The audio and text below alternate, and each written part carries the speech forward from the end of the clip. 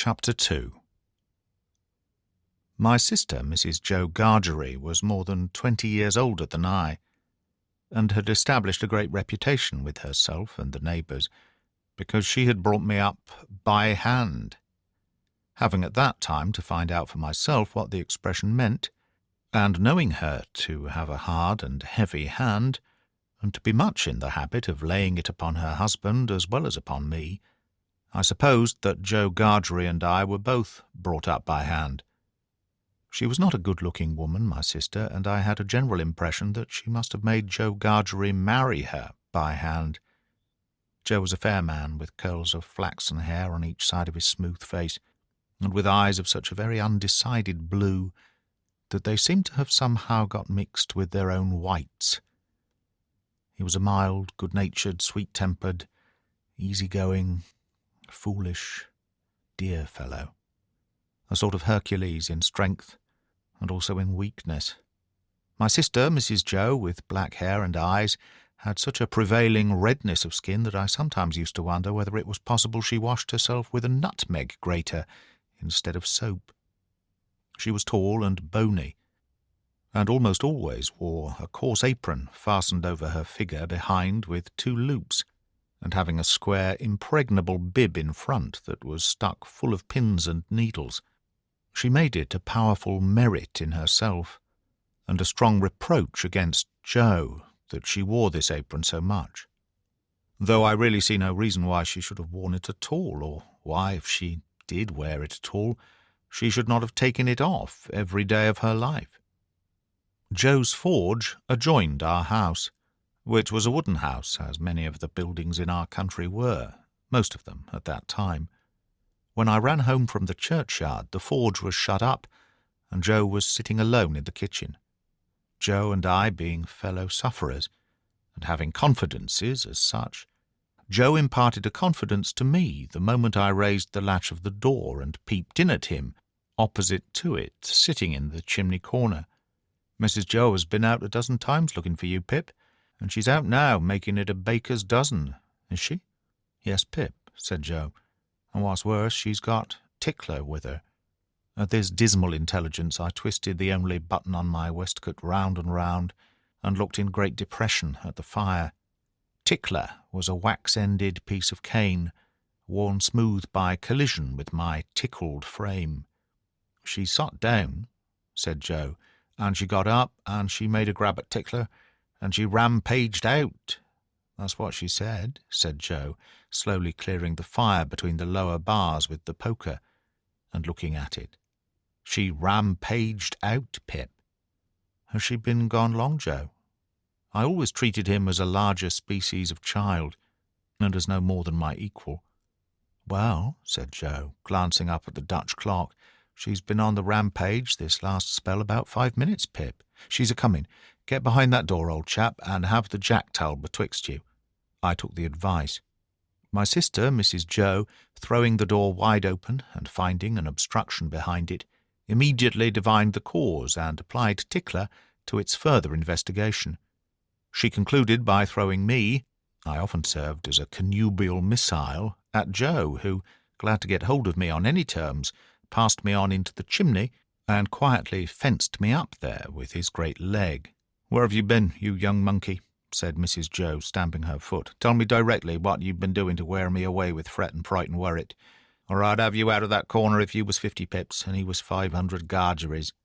"I've only been to the churchyard," said I, from my stool, crying and rubbing myself. "Churchyard?" repeated my sister. "If it warn't for me, you'd have been to the churchyard long ago and stayed there.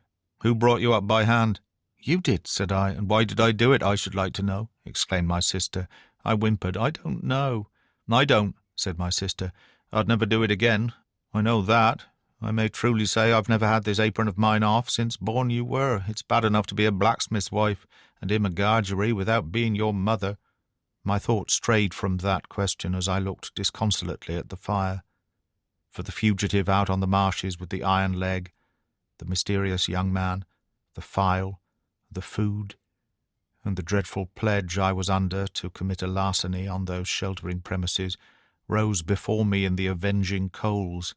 "Ah," said Mrs. Joe, restoring Tickler to his station. "Churchyard, indeed. You may well say churchyard, you two." One of us, by the by, had not said it at all. "You'll drive me to the churchyard betwixt you one of these days, and oh, a precious pair you'd be without me." As she applied herself to set the tea things, Joe peeped down at me over his leg as if he were mentally casting me and himself up, and calculating what kind of pair we practically should make under the grievous circumstances foreshadowed. After that he sat feeling his right side flaxen curls and whisker, and following Mrs. Joe about with his blue eyes, as his manner always was at squally times. My sister had a trenchant way of cutting our bread and butter for us that never varied. First, with her left hand, she jammed the loaf hard and fast against her bib, where it sometimes got a pin into it, and sometimes a needle, which we afterwards got into our mouths. Then she took some butter, not too much, on a knife, and spread it on the loaf in an apothecary kind of way, as if she were making a plaster, using both sides of the knife with a slapping dexterity, and trimming and moulding the butter off round the crust. Then she gave the knife a final smart wipe on the edge of the plaster, and then sawed a very thick round off the loaf, which she finally, before separating from the loaf, hewed into 2 halves, of which Joe got one and I got the other. On the present occasion, though I was hungry, I dared not eat my slice.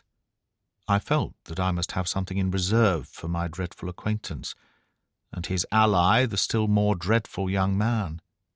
I knew Mrs. Joe's housekeeping to be of the strictest kind, and that my larcenous researches might find nothing available in the safe. Therefore I resolved to put my hunk of bread and butter down the leg of my trousers. The effort of resolution necessary to the achievement of this purpose I found to be quite awful.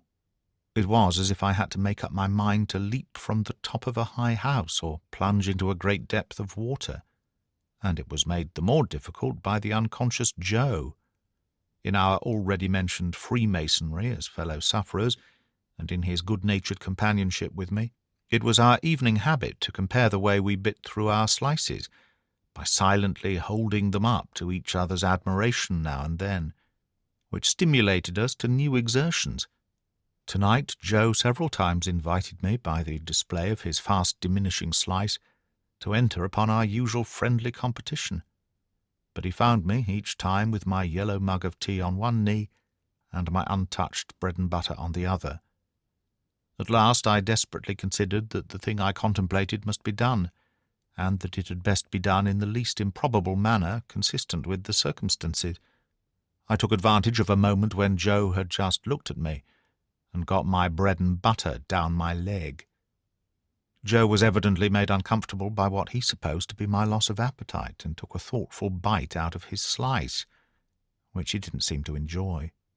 He turned it about in his mouth much longer than usual, pondering over it a good deal, and after all gulped it down like a pill. He was about to take another bite, and had just got his head on one side for a good purchase on it, when his eye fell on me, and he saw that my bread and butter was gone. The wonder and consternation with which Joe stopped on the threshold of his bite and stared at me were too evident to escape my sister's observation. "What's the matter now?" said she smartly as she put down her cup. "I say, you know," muttered Joe, shaking his head at me in very serious remonstrance. "Pip, old chap, you'll do yourself a mischief. It'll stick somewhere. You can't have chawed it, Pip." "What's the matter now?" repeated my sister more sharply than before. "If you can cough any trifle on it up, Pip, I'd recommend you to do it," said Joe, all aghast. "Manners is manners, but still your health's your health." But this time my sister was quite desperate, so she pounced on Joe, and, taking him by the 2 whiskers, knocked his head for a little while against the wall behind him, while I sat in the corner looking guiltily on. "Now, perhaps you'll mention what's the matter," said my sister, out of breath, "you staring great stuck pig." Joe looked at her in a helpless way, then took a helpless bite, and looked at me again. "You know, Pip," said Joe solemnly, with his last bite in his cheek, and speaking in a confidential voice, as if we two were quite alone, "you and me is always friends, and I'd be the last to tell upon you any time.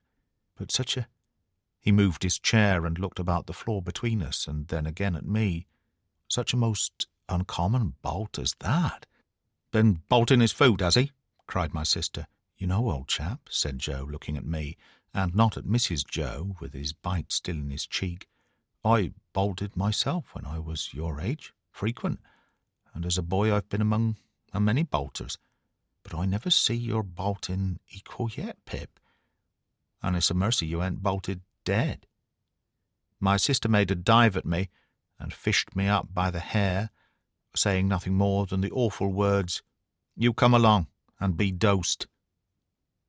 Some medical beast had revived tar water in those days as a fine medicine, and Mrs. Joe always kept a supply of it in the cupboard, having a belief in its virtues correspondent to its nastiness. At the best of times, so much of this elixir was administered to me as a choice restorative that I was conscious of going about smelling like a new fence. On this particular evening, the urgency of my case demanded a pint of this mixture, which was poured down my throat for my greater comfort, while Mrs. Joe held my head under her arm, as a boot would be held in a boot-jack. Joe got off with half a pint, but was made to swallow that, much to his disturbance, as he sat slowly munching and meditating before the fire, because he had had a turn.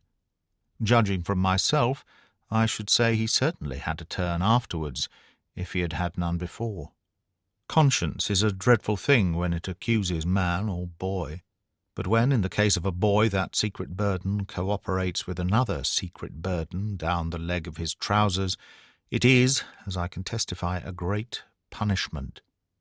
The guilty knowledge that I was going to rob Mrs. Joe— I never thought I was going to rob Joe, for I never thought of any of the housekeeping property as his, united to the necessity of always keeping one hand on my bread and butter as I sat, or when I was ordered about the kitchen on any small errand, almost drove me out of my mind.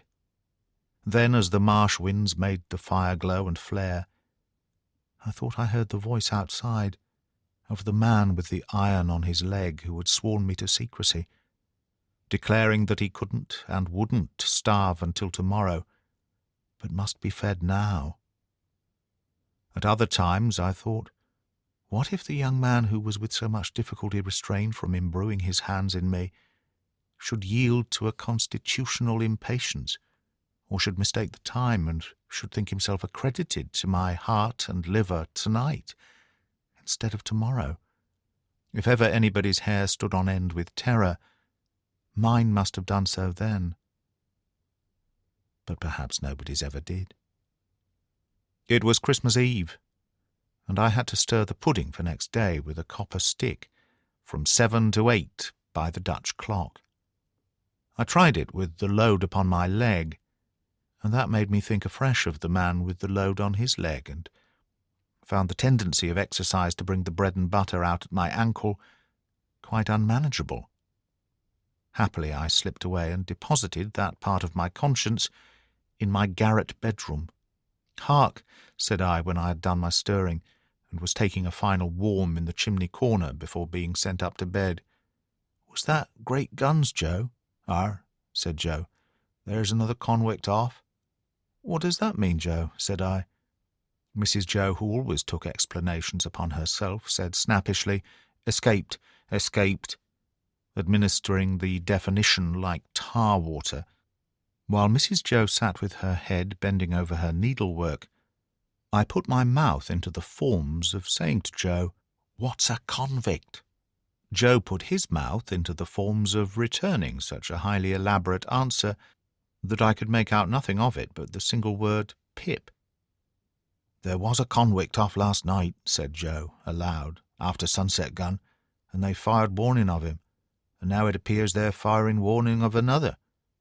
"Who's firing?" said I. "Drat that boy," interposed my sister, frowning at me over her work. "What a questioner he is! Ask no questions, and you'll be told no lies." It was not very polite to herself, I thought, to imply that I should be told lies by her even if I did ask questions, but she never was polite unless there was company. At this point Joe greatly augmented my curiosity by taking the utmost pains to open his mouth very wide and to put it into the form of a word that looked to me like sulks. Therefore I naturally pointed to Mrs. Joe, and put my mouth into the form of saying, her. But Joe wouldn't hear of that at all, and again opened his mouth very wide, and shook the form of a most emphatic word out of it, but I could make nothing of the word. "Mrs. Joe," said I, as a last resort, "I should like to know, if you wouldn't much mind, where the firing comes from." "Lord bless the boy!" exclaimed the sister, as if she didn't quite mean that, but rather the contrary. "From the hulks." "Oh," said I, looking at Joe, "hulks." Joe gave me a reproachful cough, as much as to say, "Well, I told you so." "And please, what's hulks?" said I. "That's the way with this boy," exclaimed my sister, pointing me out with her needle and thread and shaking her head at me. "Answer him one question, and he'll ask you a dozen directly. Hulks are prison ships, right across the meshes. We always use that name for marshes in our country." "I wonder who's put into prison ships and why they're put there," said I, in a general way and with quiet desperation. It was too much for Mrs. Joe, who immediately rose. "I tell you what, young fellow," said she, "I didn't bring you up by hand to badger people's lives out. It would be blame to me and not praise if I had. People are put in the hulks because they murder, because they rob and forge and do all sorts of bad, and they always begin by asking questions. Now you get along to bed." I was never allowed a candle to light me to bed, and as I went upstairs in the dark with my head tingling, from Mrs. Joe's thimble having played the tambourine upon it to accompany her last words, I felt fearfully sensible of the great convenience that the hulks were handy for me. I was clearly on my way there. I had begun by asking questions, and I was going to rob Mrs. Joe.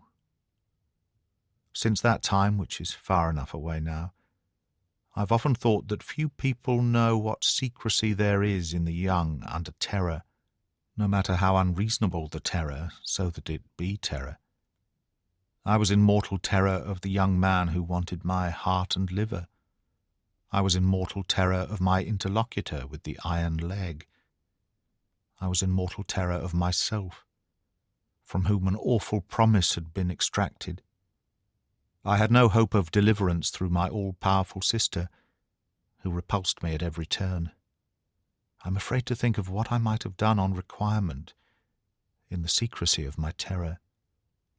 If I slept at all that night, it was only to imagine myself drifting down the river on a strong spring tide to the hulks, a ghostly pirate calling out to me through a speaking trumpet as I passed the gibbet station that I had better come ashore and be hanged there at once and not put it off.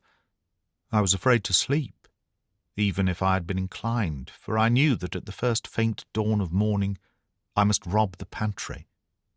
There was no doing it in the night, for there was no getting a light by easy friction then. To have got one, I must have struck it out of flint and steel, and having made a noise like the very pirate himself rattling in his chains.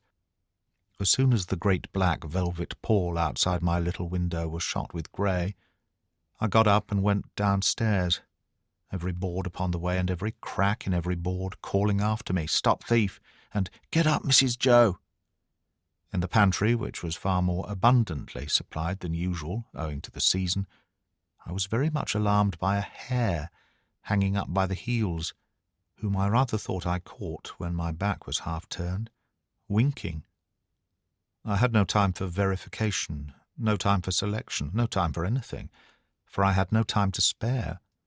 I stole some bread, some rind of cheese, about half a jar of mincemeat, which I tied up in my pocket handkerchief with my last night's slice, some brandy from a stone bottle, which I decanted into a glass bottle I had secretly used for making that intoxicating fluid, Spanish licorice water, up in my room, diluting the stone bottle from a jug in the kitchen cupboard, a meat bone with very little on it, and a beautiful round, compact pork pie.